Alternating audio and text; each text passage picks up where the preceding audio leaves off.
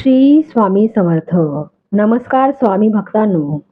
आज आपण स्वामी समर्थांचा असा चमत्कारी मंत्राचा जप करणार आहोत, जो तुम्ही सकाळी, संध्याकाळी आणि रात्री झोपताना ऐकू शकता.